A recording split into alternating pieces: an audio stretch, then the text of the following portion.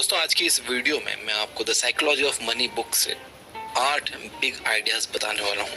तो बिना किसी डीले के हम डायरेक्ट काम की बात पर आएंगे। और पहला बिग आइडिया है यू डोंट नो एवरीथिंग। हम हमारे एक्सपीरियंसेस के बेस पर कोई भी राय बनाते हैं। थोड़े से एक्सपीरियंस पर कई लोग ये मानने लग जाते हैं कि उन्हें इस दुनिया के बारे में सब कुछ पता है, लेकिन वो ये बात भूल जाते हैं कि दुनिया में 800 करोड़ लोग हैं और हर इंसान की अपनी अपनी अलग राय है और हर कोई अपनी दुनिया में सही भी है। एक चीज जो किसी को बिल्कुल सही लग रही हो सकता है कि किसी और को पागलपन लगे। The psychology of money book में ऑथर मॉर्गन हाउसेल कहते हैं कि पैसों के लेकर आपका एक्सपीरियंस दुनिया में जो कुछ भी हुआ है उसका 0.00001% हो सकता है, लेकिन 80% एक्सपीरियंस आपका वो होता है जो आप सोचते हो कि दुनिया कैसे चलती है। यानी आसान शब्दों में कहें कि हम ज्यादातर वही बातें मानते रहते हैं जो हमारे बिलीफ में बैठी हुई है।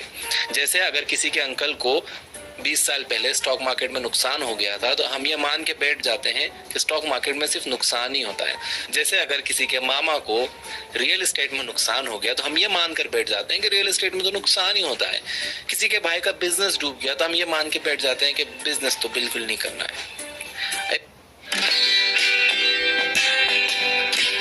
देता हूं, 1970 में पैदा हुए लोगों ने इंडेक्स फंड का बूम देखा होगा। उन्हें इंडेक्स फंड सबसे अट्रैक्टिव इन्वेस्टमेंट लगेगा, जबकि 90s में पैदा होने वाले लोगों को क्रिप्टो करेंसी अट्रैक्ट कर सकती है।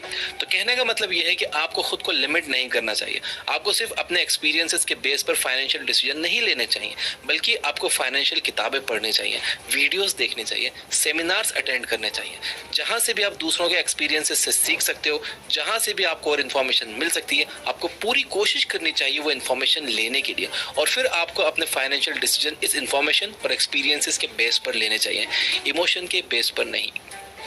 Second big idea, nothing is as good और as bad as it seems. ये दुनिया इतनी ज्यादा कॉम्प्लिकेटेड है कि हमारा दिमाग भी इसे पूरी तरह से समझ नहीं सकता, और अक्सर हमारे एक्शंस के रिजल्ट्स हमारे हाथ में नहीं होते। हमारा रिजल्ट्स पर कोई कंट्रोल नहीं होता। जैसे कि मान लो कि कोई एंटरप्रेन्योर है, उसने एक बहुत अच्छा प्रोडक्ट बना लिया है। अब उसे लग रहा है कि टाइमिंग भी सही है और कंज्यूमर सेंटिमेंट भी उसके फेवर में, लेकिन कोई डिजास्टर आ जाता है और सारा मार्केट डिस्टर्ब हो जाता है और उस एंटरप्रेन्योर का प्लान बेकार हो जाता है, जैसे कि 2020 में कोविड के दौरान हुआ था। ऐसे रिस्क का कोई अंदाजा नहीं लगा सकता। ऑथर मॉर्गन हाउसेल कहते हैं कि नथिंग इज एज गुड और as bad as it seems, यानी जो दिख रहा है वो उतना अच्छा या उतना बुरा नहीं होता। जब भी आप फाइनेंशियल डिसीजन लो, चाहे खुद के लिए या दूसरों के लिए, आपको उसमें लक और रिस्क को ध्यान में रखना चाहिए। कोई भी एक सक्सेस स्टोरी सुनकर, किसी की स्टोरी फोर्ब्स में देखकर डिसीजन नहीं लेना चाहिए, या किसी का एक फेलियर सुनकर आइडिया भी ड्रॉप नहीं करना चाहिए। हो सकता है कि उन लोगों को किसी आउटसाइड रीजन की वजह से सक्सेस मिली हो या फेलियर मिला हो। इसे सर्वाइवरशिप बायस कहते हैं। इस पर मैंने एक बहुत इंफॉर्मेटिव वीडियो बनाई है जो आपके सोचने का तरीका बदल देगा। मैं यहाँ आई बटन में लिंक दे दूंगा, डिस्क्रिप्शन में मैं दे दूंगा, आप वो जरूर देखना। आप इस पूरे टॉपिक को समझ लोगे कि किसी भी एक सक्सेस को देखकर या किसी एक फेलियर को देखकर अपने परमानेंट डिसीजन नहीं लेने चाहिए। आपको करना यह है कि अपने गोल्स तक पहुंचने के लिए काम करते रहो, गलतियों से सीखो, अपनी भी और दूसरों की भी। दूसरों की गलतियों से सीखना बहुत जरूरी है। अगर आप सिर्फ अपनी ही गलतियों से सीखोगे तो आपकी जिंदगी छोटी पड़ जाएगी। और कभी भी सक्सेस को सर पर मत चढ़ने दो और फेलियर से डिस्करेज भी नहीं होना है। थर्ड आइडिया है how much is enough for you. इस इकोनॉमी में और साथ ही हाईएस्ट इन्फ्लेशन में एक जॉब पर डिपेंड होना बिल्कुल अच्छा आइडिया नहीं है। एक साइड हसल होना बहुत अच्छा है, और उससे भी अच्छा है कि आपकी मल्टीपल इनकम स्ट्रीम्स हो। लेकिन खुद से पूछिए कि आपके लिए कितना पैसा काफी होगा, क्योंकि हमेशा पैसों के पीछे भागना आपकी मेंटल हेल्थ के लिए सही नहीं होगा। ये माइंडसेट आपको लालच की तरफ ले जाएगा, और लालच ने अच्छे अच्छे स्मार्ट लोगों को बर्बाद किया है पास्ट में। इस जाल से बचने के लिए ऑथर मॉर्गन हाउसेल 2 प्रैक्टिकल तरीके बताते हैं। Number 1, stop moving the goal post. अपने लिए एक फिक्स फाइनेंशियल गोल सेट करो, और जब आप उसे अचीव कर लो तो आराम करो। अपने हार्ड वर्क से मेरे रिजल्ट को एंजॉय करो। आप तब तक खुश रहोगे जब तक आप अपने एक्सपेक्टेशंस को काबू में रखोगे। Number 2, never compare yourself to others. आपकी लाइफ आपकी है, आपको यहाँ तक लाने वाले थॉट्स आपके हैं, ओपिनियंस आपकी हैं, डिसीजंस आपके हैं, इसलिए खुद को दूसरों से कंपेयर करने का सवाल ही नहीं उठना चाहिए। दूसरों से खुद को कंपेयर करोगे तो आपको जलन भी होगी और आपका मेंटल पीस भी खत्म हो जाएगा। Fourth big idea, understand the power of compounding. इस यूनिवर्स में एक प्रोसेस चलती है जिसके हिसाब से आपके एक कदम का रिजल्ट आपके आपके अगले कदम की सीढ़ी की तरह होता है। जैसे कि उस बहते हुए पानी के बारे में सोचिए जो ओवर द टाइम पत्थरों का शेप बदल देता है। ऑथर मॉर्गन होज़ल कहते हैं कि दौलत बनाने के लिए भी सिमिलर पैटर्न फॉलो करना होता है। समझदारी से इन्वेस्ट करना तो जरूरी है, लेकिन बड़ी दौलत बनाना इस बात पर डिपेंड करता है कि आप कितने लंबे टाइम से इन्वेस्टेड हो। वॉरेन बफेट की वेल्थ $84 बिलियन है, जिसमें से $18 बिलियन उन्होंने 65 की उम्र के बाद कमाए हैं। चलिए जिम साइमंस और वॉरेन बफेट के अचीवमेंट को कंपेयर करते हैं। जिम साइमंस को दुनिया का ग्रेटेस्ट इन्वेस्टर कहा जाता है क्योंकि उन्होंने अपनी कैपिटल पर 66% का रिटर्न जनरेट किया है। दूसरी तरफ वॉरेन बफेट ने सिर्फ 22% का रिटर्न जनरेट किया है। ये नंबर देखकर लगता है कि साइमंस की वेल्थ वॉरेन बफेट से कहीं ज्यादा होगी, जबकि ऐसा नहीं है। वॉरेन बफेट जिम साइमंस से कहीं ज्यादा अमीर हैं। कैसे? आंसर है कंपाउंडिंग। जैसे साइमंस ने 50 साल की उम्र में इन्वेस्टिंग शुरू की, वहीं वॉरेन बफेट ने 10 साल की उम्र से इन्वेस्टिंग शुरू कर दी थी। छोटे छोटे एफर्ट्स कंसिस्टेंटली लंबे टाइम तक करने से एक्स्ट्रा ऑर्डिनरी रिजल्ट्स मिलते हैं। जेम्स क्लियर ने अपने बुक एटॉमिक हैबिट्स में इस बात को बहुत अच्छे से समझाया है। Fifth big idea, getting rich versus staying rich. Internet और सोशल मीडिया के बढ़ने से एक साइड हसल शुरू करना ज्यादा मुश्किल नहीं रहा है। आप स्टॉक्स में इन्वेस्ट कर सकते हो, क्रिप्टो में इन्वेस्ट कर सकते हो, क्विक प्रॉफिट्स बना सकते हो। ठीक ठाक कैपिटल, नॉलेज और रिस्क लेने की हिम्मत से आप अमीर तो हो सकते हो, लेकिन अमीर बने रहना ये मुश्किल पार्ट है। आप किसी भी बड़े शहर में चले जाओ, रोड्स पर आपको अट्रैक्टिव एड्स दिख जाएंगे, बल्कि आपके फोन में ही pre approved credit card, low cost loan, loyalty points, gift coupon जैसी कस्टमर्स को ललचाने वाली चीजें आपको मिल जाएंगी। देखो आज के टाइम में अगर कमाना आसान हुआ है तो खर्च करना उससे कहीं ज्यादा आसान हो गया है। और तो कहते हैं कि अपनी दौलत बचाने का तरीका है आप बहुत सोच समझ कर खर्च करो। आपको ये मानकर कभी नहीं चलना चाहिए कि कल जो आपको सक्सेस मिली थी वो आने वाले कल में भी मिलेगी। ज्यादा सेटिस्फाइड नहीं होना है। आपको अपना हर फाइनेंशियल डिसीजन उसी सोच समझ के साथ लेना है, उतनी ही रिसर्च करके लेना है जितना आपने पहला फाइनेंशियल डिसीजन लेते टाइम सोचा था। अगर आप ये वीडियो देख रहे हो तो मैं ये मान सकता हूँ कि आप भी मेरी तरह एक आम इंसान हो जो पूरी कोशिश कर रहा है बेटर फाइनेंशियल डिसीजन लेने की। इस दुनिया का इकोनॉमिक सेटअप कुछ इस तरह का है कि हमारे जैसे आम लोगों के हाथ में ये नहीं होता कि हमारे पैसों के साथ क्या होगा। इन्फ्लेशन जैसे माइक्रो इकोनॉमिक फैक्टर्स डिसाइड करते हैं कि हमारे पैसे की वैल्यू क्या होगी, लेकिन एक चीज जो हम लोग कंट्रोल कर सकते हैं वो है खर्चा। पैसे बचाना एक कला है और पैसा बचता है किफायतशारी से। और यहाँ कंफ्यूज नहीं होना है, किफायतशारी और कंजूसी में बहुत फर्क है। अगर मैं आसान शब्दों में इन दोनों के बीच का फर्क बताऊं तो वो ये है, किफायतशारी का मतलब है पैसा वेस्ट करने की इच्छा का ना होना, और कंजूसी का मतलब है कि सिरे से पैसा खर्च करने की ही इच्छा ना होना। अब इसके लिए आपको अपने नीड्स और वांट्स में फर्क समझना बहुत जरूरी है। एक नीड वो है जो जिंदगी जीने के लिए जरूरी है, जो आपके काम के लिए जरूरी है, और वांट वो है कि किसी भी चीज से आप अट्रैक्ट हो रहे हो कि यार ये चाहिए मुझे, ये चीज कितनी कूल है, जबकि आपको पता है कि आपको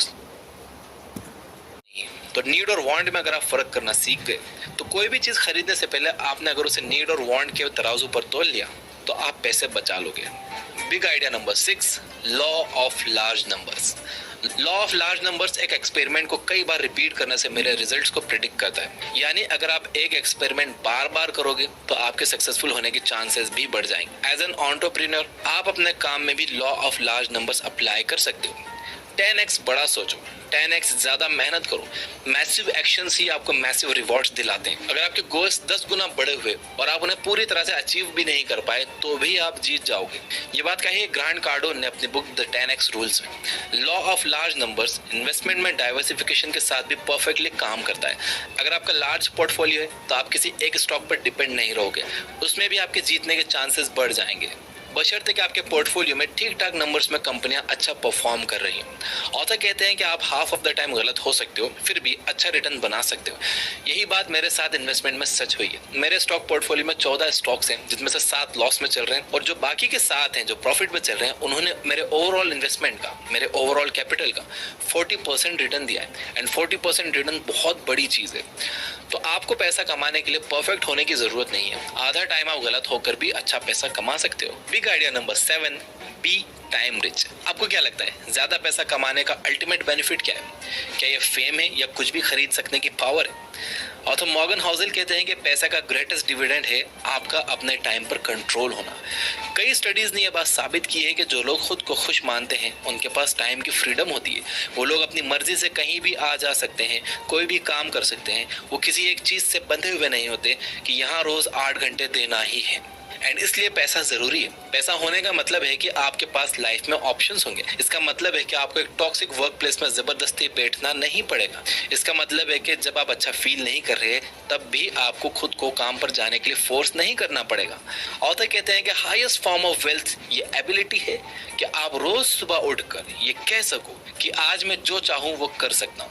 तो सबसे पहले आपका गोल होना चाहिए एक इमरजेंसी फंड बनाने का, यानी इतना पैसा जमा कर लो कि अगर 6 महीने तक आप कोई भी काम ना करो तब भी आप आसानी से सरवाइव कर सको। जब आपके पास ये फंड तैयार हो जाए उसके बाद आप अपने नेक्स्ट स्टेप के बारे में सोचो। उसके बाद आप सोचो कि आपको जॉब छोड़कर कुछ करना है नहीं करना है, उसके बाद आप रिस्क लो। पहले इमरजेंसी फंड बनाना बहुत जरूरी है। अल्टीमेटली आपका गोल आपके अर्निंग को अपनी लाइफ के साथ जोड़ने का होना चाहिए, यानी एक ऐसी लाइफ जिसमें आपका अपने टाइम पर कंट्रोल हो। यानी आपका गोल होना चाहिए इस तरह से पैसा कमाने का कि जिसमें आपका अपने टाइम पर कंट्रोल हो, यानी आपको अपने काम में पूरे टाइम नहीं लगा रहना पड़े, आपको काम करने रोज नहीं जाना पड़े। याद रखिए कि सिर्फ बेशुमार पैसा कमाना काफी नहीं है, आपके पास उसके रिटर्न्स एंजॉय करने के लिए टाइम भी होना चाहिए। बिग आइडिया नंबर 8, ये आइडिया मैंने अपने पर्सनल चैनल पर भी थोड़े दिन पहले बताया था। Luxury is normal. आपने सड़क पर कई बार कोई शानदार स्पोर्ट्स कार देखी होगी। अब जरा आप ये याद करने की कोशिश करो कि उस कार को जो इंसान चला रहा था क्या वो आपको याद है? 99% चांसेस है कि आपको बस अपना एक्साइटमेंट याद होगा कि आप उस कार को देखकर कितने एक्साइटेड हुए थे, लेकिन उस कार को कौन चला रहा था ये आपको बिल्कुल याद नहीं होगा। Luxury items definitely eye catching होते हैं और यही उनका पर्पस भी होता है। ऑथर कहते हैं कि आप अपने लग्जरी आइटम से जितने इंप्रेस होते हो उतना और कोई इंप्रेस नहीं होता। ऑथर कहते हैं कि आपको लगता है कि लोग आपका लग्जरी आइटम देखकर आपसे इंप्रेस हो रहे हैं, जबकि आपसे इंप्रेस कोई नहीं होता। डे टू डे लाइफ में आपको एक कार की जरूरत होती है, सिर्फ किस लिए? पॉइंट ए से पॉइंट बी जाने के लिए। एक नॉर्मल कार भी आपको पॉइंट ए से पॉइंट बी ले जाएगी और एक फरारी भी सेम काम करेगी। फर्क ये है कि फरारी के लिए बहुत ज्यादा पैसा लगता है और उसे मेंटेन करने के लिए और भी ज्यादा पैसा लगता है। सारे स्टेटस सिंबल सेम होते हैं, टेम्पटिंग होते हैं, बट अल्टीमेटली पॉइंटलेस होते हैं। आपको ये बात याद रखना होगी कि लग्जरी आइटम्स एक्चुअल में लायबिलिटीज हैं, एसेट्स नहीं। ये चीजें आपकी जेब से पैसा निकालती हैं, डालती नहीं है। ऑथर कहते हैं कि गरीब होने का सबसे आसान तरीका है कि अमीर होने का दिखावा किया जाए। अब इसका मतलब ये बिल्कुल नहीं है कि आपको लग्जरी कार्स बिल्कुल ही नहीं खरीदने चाहिए। रैपर जेजी ने एक बड़ी अच्छी बात कही है कि अगर आप किसी चीज को 2 बार नहीं खरीद सकते तो इसका मतलब ये है कि आप उसे अफोर्ड नहीं कर सकते। एक और रूल है the 30 day rule. I don't know ये किसने बनाया। इसके हिसाब से अगर किसी चीज को खरीदने के लिए आपका दिल ललचाए तो आपको 30 दिन रुक जाना चाहिए। 30 दिन के बाद भी आपको अगर उसकी जरूरत महसूस हो कि यार बिना उसके काम नहीं चलेगा तो वो चीज आपको ले लेनी चाहिए। और ये जितने भी लग्जरी आइटम्स हैं इसको आपने अपनी पैसिव इनकम से लेना चाहिए। आपको अपनी एक्टिव इनकम लगाना चाहिए काम पर, यानी कि आप उन पैसों से आपको और पैसा बनाना चाहिए और जो पैसा उससे बन रहा है आपको उनसे अपने खिलौने खरीदने चाहिए। आपको कभी भी अपनी एक्टिव इनकम इन चीज़ों में नहीं लगाना चाहिए और आपको हमेशा ये चीज़ें अपने बिजनेस अकाउंट से खरीदनी चाहिए ताकि आपको इस पर डेप्रिसिएशन मिले, आपका टैक्स बचता है इससे। इन चीज़ों से अमीर अपना टैक्स बचाते हैं। आपको लगता है कि वो दिखावा कर रहे हैं जबकि वो अपना टैक्स बचाते हैं। तो ये थे 8 big ideas from the book the psychology of money. अगर मैं इसे रिपीट करूं तो नंबर 1 है यू डोंट नो एवरीथिंग। आप ये मानकर मत चलो कि आप सब कुछ जानते हो, आप बस वही जानते हो जो आपके बिलीफ में बैठा हुआ है। इसलिए ज्यादा से ज्यादा लोगों से सीखो और उनके एक्सपीरियंसेस और अपने एक्सपीरियंसेस, उनकी गलती और अपनी गलती, ये सब ध्यान में रखकर फिर अपने फाइनेंशियल डिसीजन लो।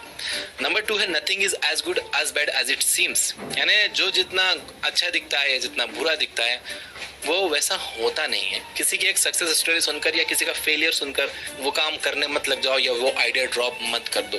सर्वाइवरशिप बायस को समझो, लिंक डिस्क्रिप्शन में है उस वीडियो का। नंबर 3 है how much is enough for you. देखो ये डिसाइड कर लो कि आपके लिए कितना काफी है। अगर आप बिना गोल बनाए पैसों के पीछे भागे ही जाओगे तो आपके मन में बहुत लालच आ जाएगा। कहते हैं ना लालच की माँ गला कटाती है। नंबर 4 है understand the power of compounding. Compounding के पावर को समझो। देखो ज्यादा रिटर्न बनाने से ज्यादा जरूरी ये है कि आप कितने लंबे टाइम तक इन्वेस्टेड हो। तो जितनी जल्दी हो सके आपको अपनी इन्वेस्टिंग जर्नी शुरू कर देनी चाहिए। भले ही 500 रुपए से एक SIP आप शुरू कर दो किसी भी एक अच्छे म्यूचुअल फंड में देखभाल के। नंबर 5 था getting rich versus staying rich. बड़ा अच्छा पॉइंट है। अमीर बनना तो ठीक है, आप बन गए, लेकिन अमीर बने रहना ये बड़ा मुश्किल पार्ट है। कुछ लोगों की इतनी इनकम नहीं होती लेकिन वो लोन पर ये फ्लैशी चीजें, लग्जरी चीजें खरीद कर समझते हैं कि वो अमीर हैं, जबकि वो अमीर होने का दिखावा करते हैं और यही गरीब होने का सबसे आसान तरीका है। तो getting rich versus staying rich में फर्क समझ। नंबर 6 था लॉ ऑफ लार्ज नंबर्स। आप जितनी ज्यादा बार किसी काम को करोगे उतने ज्यादा चांसेस आपके बन जाएंगे अच्छे रिजल्ट्स प्रोड्यूस करने के। जैसे कि मैं जितनी कंसिस्टेंटली जितने ज्यादा वीडियोस अपलोड करूंगा तो चांसेस मैं अपने बढ़ा लूंगा कोई भी वीडियो वायरल होने के। अगर मैं करूंगा ही नहीं तो कोई वीडियो चलेगी कैसे? करता रहूंगा तो चांसेस बढ़ जाएंगे वीडियोस चलने के। नंबर 7 था बी टाइम रिच। पैसा कमाने का अल्टीमेट बेनिफिट है आपके पास टाइम का होना। पैसा आपको अपने टाइम पर कंट्रोल देता है और जिन लोगों का टाइम पर कंट्रोल होता है वो ज्यादा खुश रहते हैं।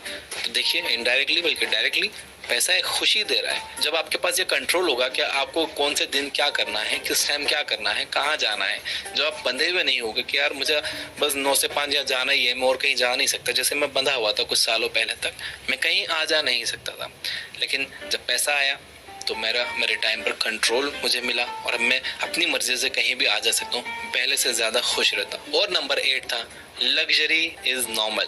याद रखिए कि अगर आप कोई बस दिखाने के लिए कार खरीदने की सोच रहे हो, कोई भी चीज दिखाने के लिए खरीदने की सोच रहे हो, लोग उससे इंप्रेस नहीं होते, लोग आपको नहीं देखते, लोग आपकी वो गाड़ी देखते हैं। आप अपनी वैल्यू बढ़ाओ कि आप पैदल भी चलो तो लोग आपको देखें, आप साइकिल पर भी चलो तो लोग आपको देखें। आपकी वैल्यू उस कार की वैल्यू से ज्यादा होनी चाहिए भाई। अपनी वैल्यू बढ़ाओ। बाकी ये सब चीजें नॉर्मल है, ये सब आ जाएंगी। ये सब टैक्स बचाने की चीजें, आपको लगता है कि दिखावे की चीजें, ये टैक्स बचाने की चीजें।